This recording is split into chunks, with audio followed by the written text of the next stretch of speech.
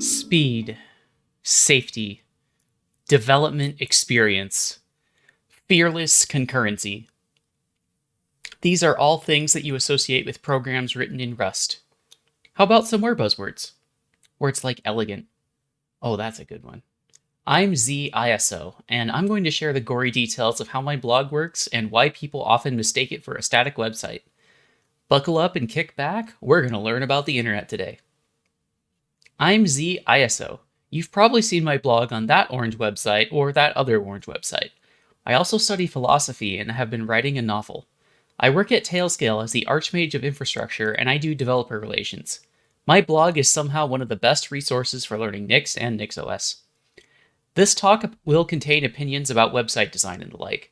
These opinions are my own and are not the opinions of my employer. Websites are social constructs. There are only servers that speak this weird HTTP protocol and then sometimes spit out a markup language called HTML if you're lucky. This HTML is then understood by very principal humans or web browsers, and then it all gets transformed into roughly what the writer or designer wants it to look like. I write all my posts for the blog in Markdown in Emacs. Sometimes I do brain dumping or initial drafting in Apple Notes on my MacBook or iPad, but it all gets into Emacs eventually for publication. This Markdown has some front matter in YAML. This has metadata like tags, the series it is in, stream recordings related to posts, and when it is scheduled to be posted publicly. This is all used by the templates to make sure that I can't forget to put it in articles. But the main focus is on the contents of the post, the words I type out. In the process, I've organically grown my own custom Markdown dialect on top of a Markdown parser named Comrack. Comrack is made by a friend, and it is the most important part of this website. However, over the years, I've found that vanilla Markdown just isn't good enough for my needs. I've grown features out on my blog that require more fancy things like the conversation snippets and the newly added AI-generated hero images. At first, I just implemented a hacky Markdown extension. It applied the conversation snippet logic to anything that matches a Markdown link with a weird URL scheme. Unfortunately, that ended up not scaling well as the conversation snippets got more complicated, like when I need to add links. So I brought in a library called lol_html. I use this to transform my custom HTML elements into a bunch of other HTML using a bank of templates. This allows me to write Markdown with occasional HTML for the things Markdown can't express. Then I can rely on my blog engine to translate those shortcodes to what people see on the site. In my blog, I use a templating engine called Ruct that takes a weird meta syntax on top of HTML and then spits out Rust code. This means that when you load a page like my homepage, you're hitting a function that renders that homepage to a string buffer. That string buffer is what my website throws back into the void, and hopefully it all comes back to you on your end. As a side effect of doing all this, it happens fast. Really fast. So fast that it's faster than a static website. Turns out serving things out of RAM is very fast. And when I say fast, I mean that I have tried so hard to find some static file server that could beat what my site does. I tried really hard.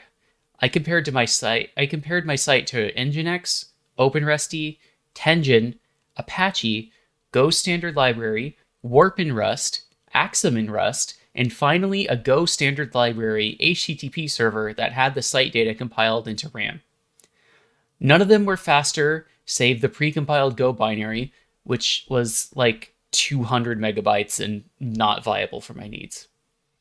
It was a hilarious benchmarking session. I have accidentally created something that is so efficient that it is hard to express how fast it is. This is efficient and fast, but the syntax of Ruct is awful. I have to specify the types of my code in the template itself. I have to be sure that the automatically generated template code is importing any of the non-default traits I need. It works, but it kind of sucks. So I've been playing with mod instead. Mod is a procedural macro library that lets you transform its own domain-specific language into HTML at compile time. You can make your components normal Rust functions. I use mod for all of my shortcodes, and I've been slowly converting my site over to use it. It's pretty great. You should check it out. One of the biggest things you see me use these for is the little conversation snippets that I have in blog posts. This was originally created to absolutely dunk on homophobes that were angry that someone put furry art in an information security blog post, but this also lets me experiment with a more Socratic dialogue style for helping to explain things in more detail. I now write everything with this style and have to go back and edit it out for the work blog. My coworkers can confirm this. This flexibility also lets me add things like hero images generated with AI. I use these to help make my posts more visually interesting. I'm still refining my style and trying to make things better, but I'm just absolutely terrible at CSS. One of my favorite parts of how this site works is something that will probably make the theoretical computer scientists in the crowd start crying. When my blog loads everything from the disk into RAM, it stores all the posts in the moral equivalent of a linked list. When you, as a reader, look at one of my posts, it's doing a big O of N lookup on potentially every one of my posts to figure out which post to display. Normally, this would be terrifying, especially with the amount of traffic my blog gets, as represented by this handy graph here. You'd think that something that does a lookup on potentially every post in the worst case for the most common thing on the biggest dataset would make performance terrifyingly slow. You'd also think that with the amount of traffic that I get, it would be an active detriment and I'd be trying to remove it.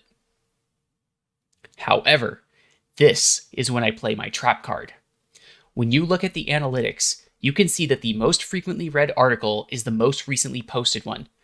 This means that it's not actually a big O of N lookup most of the time. It's constant time complexity. In theory, this design is the terrifying type of thing that you normally find out after you accepted a job offer and had your first day of work, but in practice, it's fine. It is a bit weird though, and I may need to rethink this in the future, but this is scaled to almost 300 posts for now, so I think it's okay. When my site starts up, it reads every post from the disk into RAM. Rust makes that really easy.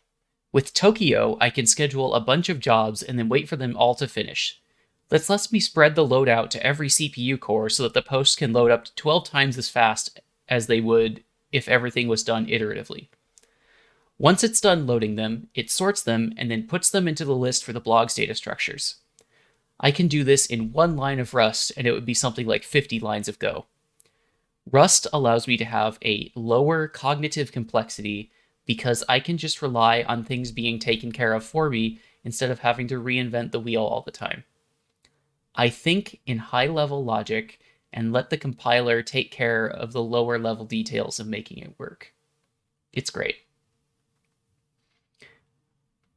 An amusing part of all of this loading things into RAM stuff means that my website is actually stateless.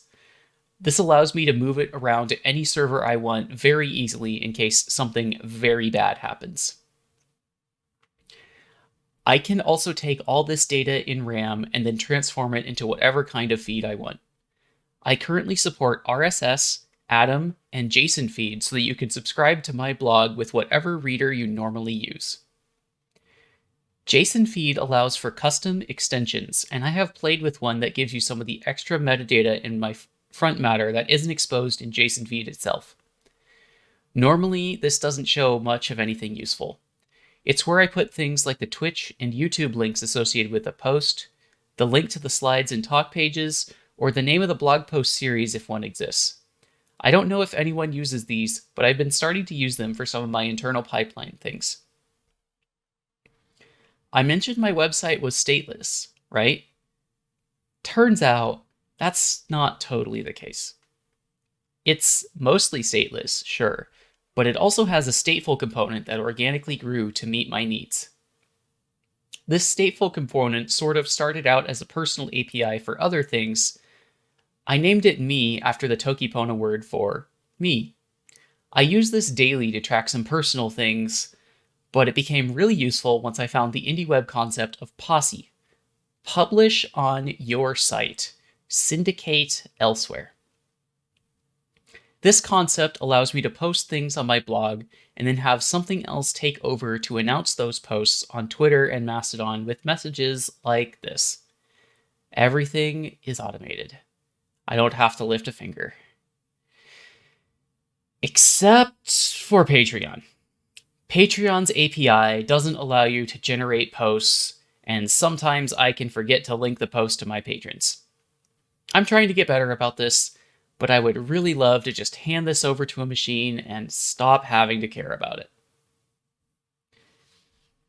The other major thing I use this for is web mentions. Web mentions are kind of like app mentions or Twitter, but it's generalized for any website on the internet.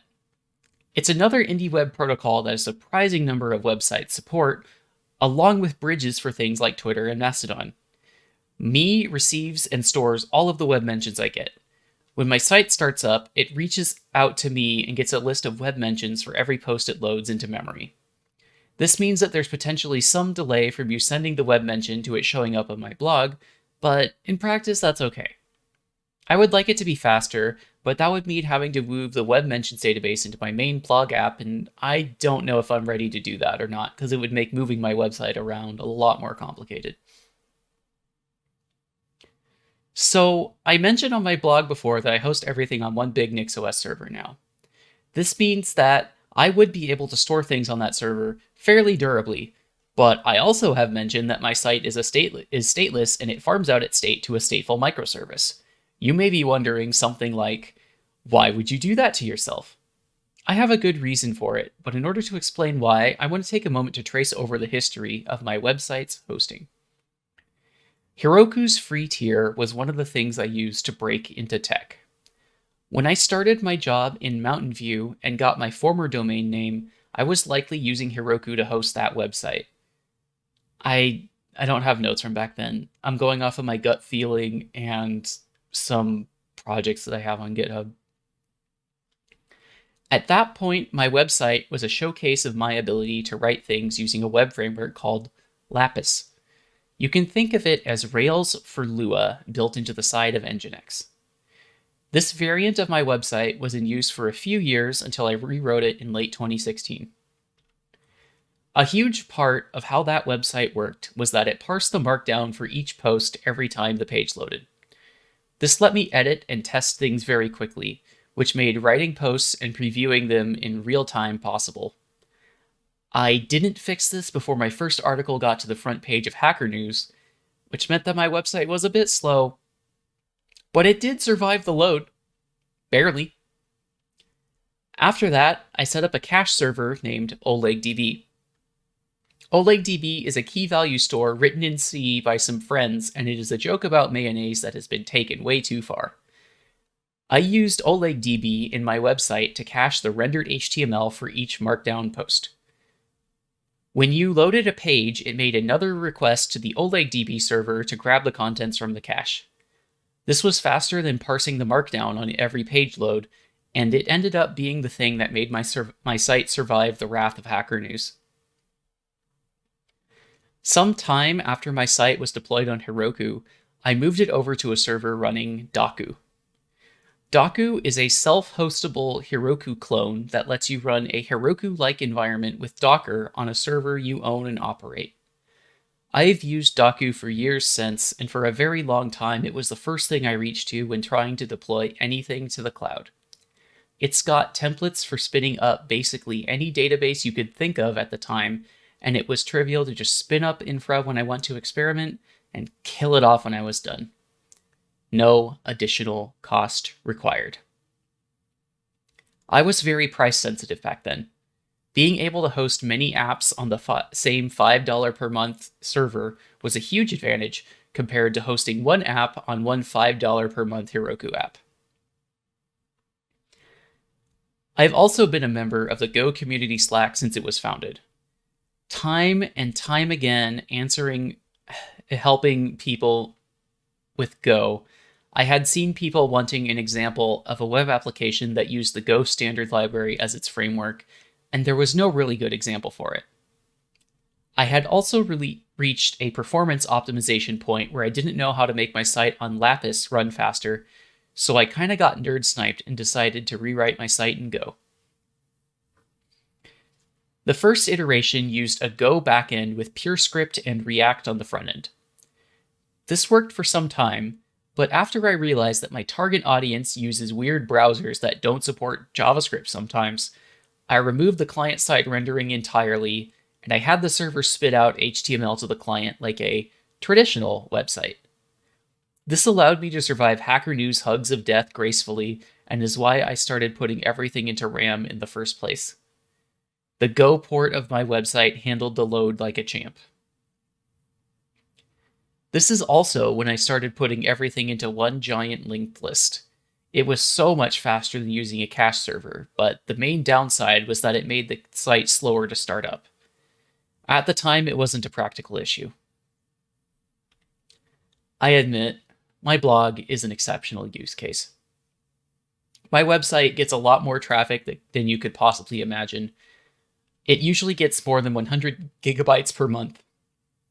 This is really impressive because my site mostly contains text and small images.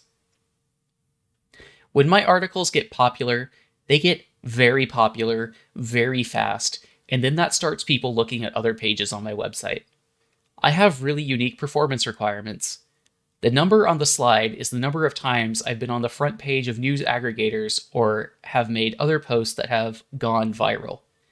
At nearly 300 posts written, this means that my posts have a less than 1 out of 10 chance of getting a lot of page views in a very short amount of time, so I need to be sure that the website code runs as fast as it can for the most common use of the most common routes.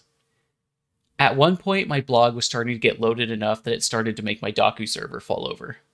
From plain text to HTML responses and RSS replies. Something had to give, so in a moment of weakness, I made a pact with the devil.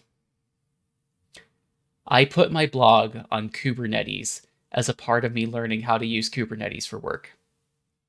I'm a very hands-on person. I need a local copy of things in order to really feel like I understand how to use them. So I decided to commission a freight train to mail a letter, and I set up a Kubernetes cluster with DigitalOcean. This worked pretty great once I got past the initial teething issues, and it worked for a long time. I was disappointed by how many alpha components I needed to serve web apps reliably. I was able to do continuous deployment using GitHub Actions, and it made my blog minimal effort at most. I was focused on writing. Publishing was relegated to the machines. However, sometimes it blew up. And when it did, it was worse than when the single server blew up. I didn't have access to root on the servers. I had just enough apps on the Kubernetes cluster that I couldn't scale the cluster up and down to unbreak issues. Sometimes a file system mount would get stuck, and I didn't have a reboot that sucker button to unstuck it. When that happened, my Git server would stop working. This is a very annoying thing to debug while you should be focusing on your day job. After a while, I gave up. Then I got nerd sniped again with NixOS. With NixOS, I could just directly specify what should run and where. I had power beyond what mere mortals could attain with Docker and Kubernetes alone. I could shape the universe of the applications in question, and then proceed with that instead of trying to kitbosh things into shape based on overly generic tools. I could just use Nginx to route to the Unix socket, and then I did not have to care about the overly generic Turing-complete YAML hell that is Kubernetes. I think it's pretty great, but I'm a VTuber, so take my opinions with an appropriately sized grain of salt. The biggest thing that you can take away from this is that dynamic web apps can be very fast, especially if they are built to purpose. If you keep your goals in mind as you develop things out, it'll do everything you need very quickly. My blog stands on the shoulders of giants. Every one of these people gets a special shout out for helping either make my blog or this talk shine. Thanks. You all really help more than you can imagine. And thank you for watching. I'm going to stick around in the chat to answer any questions I haven't answered already. If I miss your question, or if you really want an answer to my question outside of the chat, please email it to howimadeblog@zserve.us. I'll have a written version of this talk, including my slides, a recording of the talk, and everything I said today on my blog soon. If you have questions, please speak up. I love answering them, and I am more than happy to take the time to give a detailed answer. Be well, all.